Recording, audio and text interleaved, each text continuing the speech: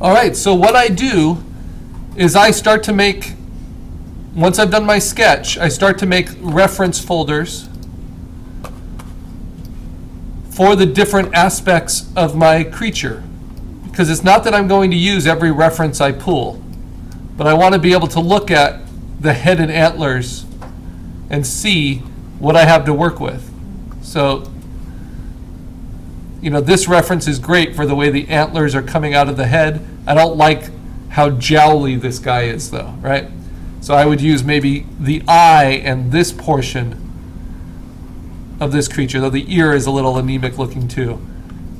And then this baby Clydesdale's mouth and eye is very nice. I might use that. I like kind of the softness of it. So even just something as simple as the head can be made up of many different references. And then these antlers were just insane. This poor thing. But look at that. Already looks like driftwood or something. So there's lots of things we're going to be bringing together.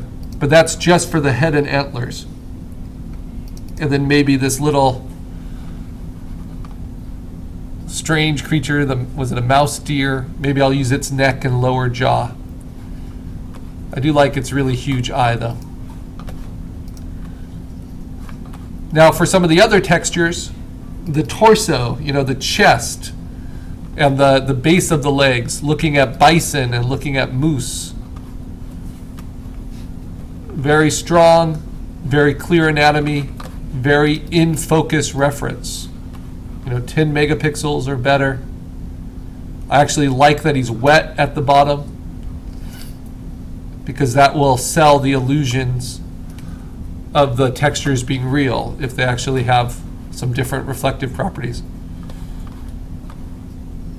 And that gives me kind of the furry chest to bring a neck out of, even though my anatomy of the neck will flow differently.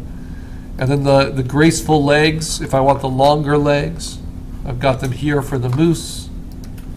Poor moose with little antlers. Some more here. I like how scraggly this is. And then I've got, if I want the texture of the molting fur, have some of that in nice reference. All from the side, all very usable. Then for the legs and feet, I found some Clydesdale reference. I actually just Googled Budweiser horses, and I got more than I probably would spelling it correctly. But what's nice about advertising imagery like so is it's always going to be just in perfect focus and lit really well. So that's going to be very useful to use. All right. So now the only thing I need a little bit more reference for maybe are the foliage coming off of the antlers. So I looked at coral and some nice necklaces, some nice textures here.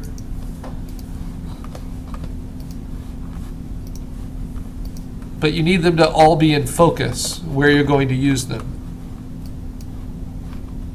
So I just pull my folder off to the side. Once I've checked the quality of the reference, I drag it in.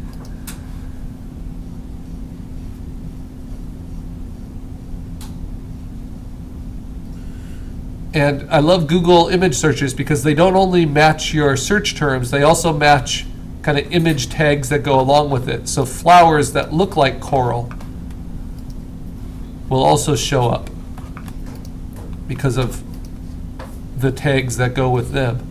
And so your most creative ideas might come from just random associations you make while searching for reference. Nothing's off limits. Oh, this is beautiful. Whatever this sea creature is. And in terms of creatures on this planet, the most biomass of any species on the planet does not belong to ants or to insects, and especially not to humans. It actually belongs to jellyfish. So there's more biomass of jellyfish on our planet than any other animal because there's so many just vastly different varieties.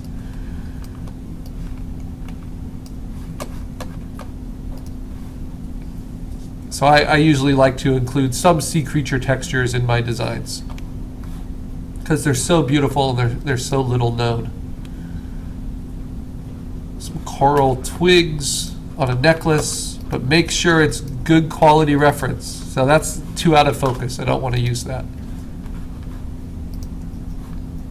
Here's a photo that's been called Coral Tree. Nice and in sharp focus, nice organic textures. I can use that. That's nice, but it's really, really oversaturated and the lighting's a little too extreme, so better to skip it. And then that's only in focus in a really narrow area. But then you have textures like this that might not be the right color, but might be a nice thing to transition between others. Okay, so now I've got enough to start working. So now it's pretty similar to what we did with our landscape project. We're going to work on top of our sketch, whether we photograph our sketch or whatever we do with it. I've since learned how to spell Clydesdales. It's like the name Clyde. So let's figure out how to spell the rest of it. Maybe I'll find some great reference that way. I never want you to be just happy with ignorance.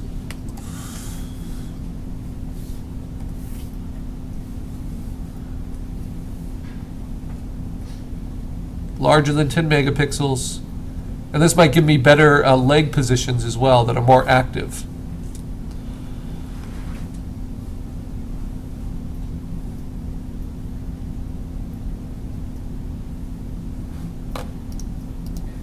The darker color there is helpful. I kind of like the young one here.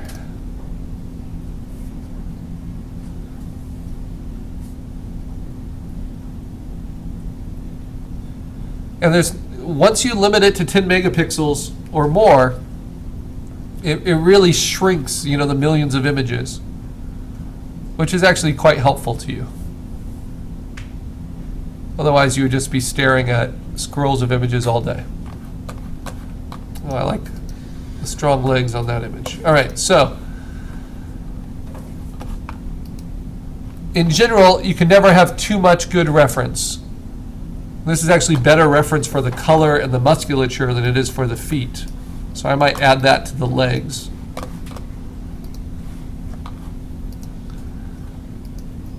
But if your reference is not good quality, it might just mislead you. So you always want to check it. And that's really nice. All right. So now that I've got my reference, I need to make my sketch the right resolution for printing large. So Clydesdale.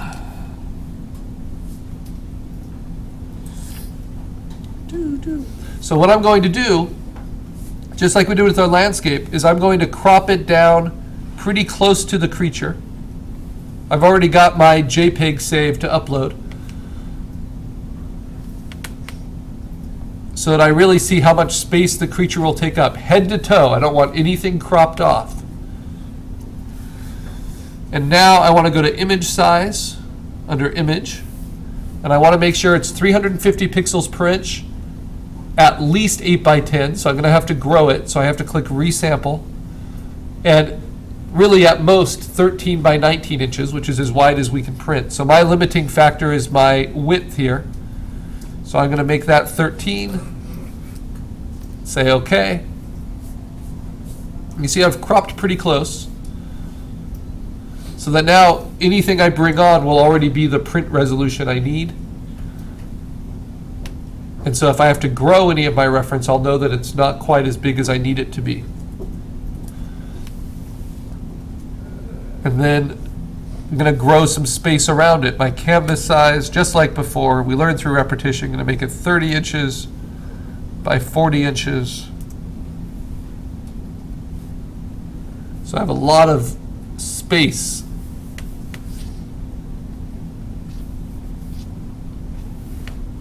Okay, now let's start bringing some of this reference over.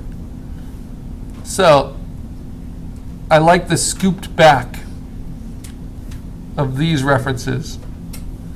So I'll bring them over. And it's already just about the right size. But then, before I place it, I might want to flip the negative, right? So it's facing the right way. Then hit return to place it. And that's good to start with. I know I'm backed up with more, so I'm kind of picking my favorites to begin with. And I really like this head. Let's see if it's big enough. Plenty big, good. But I know I don't need much else of this. I don't want the legs or anything else, so I'm going to immediately, after I've placed it, loosely circle around it, select Command J to duplicate, and then immediately delete the smart layer, because I can always get it back. So that's the head, part of the head anyway. I have a few different choices for antlers. I really like this one, but the antlers swoop back so much that might be a problem. I don't know. I also really like this one, so let me bring those both in.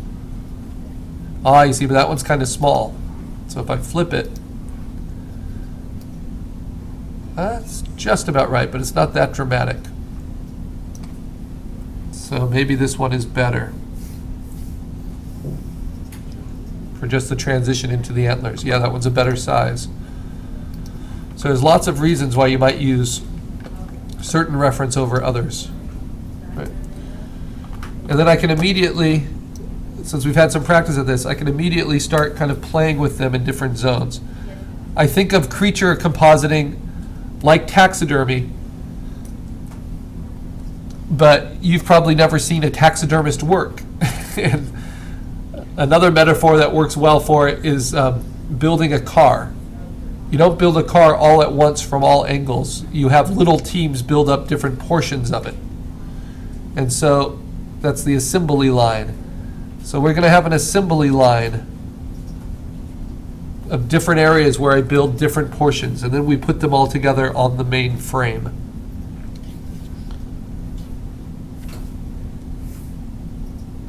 And remember, just loosely cutting out for now.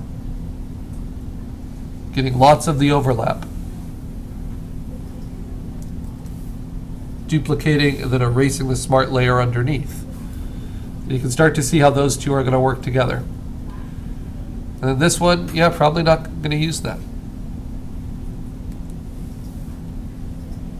And then my little guy, his weird face. Sadly, it's pretty small, so I'm not going to use too much of him, but I want to use his eye, I think. So I'm going to enlarge it a little bit.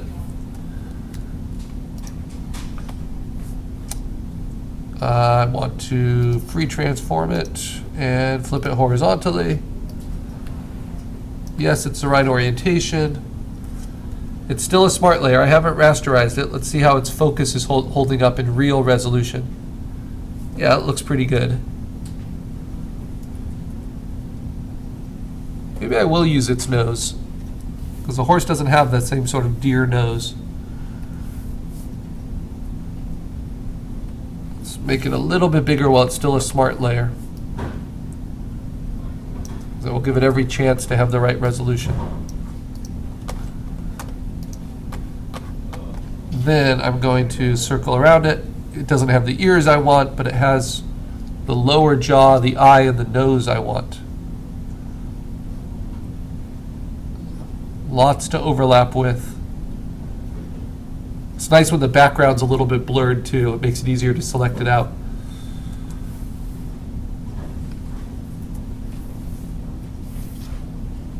Move this above.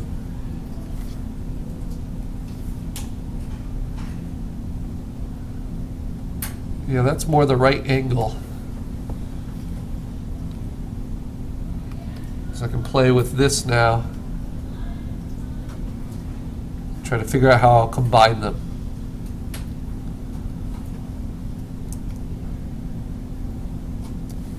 Working in the shop. All right, so that's kind of how my head's going to be made. My body is here. Let's do a quick cutout here. sure not to lose anything, and it might be useful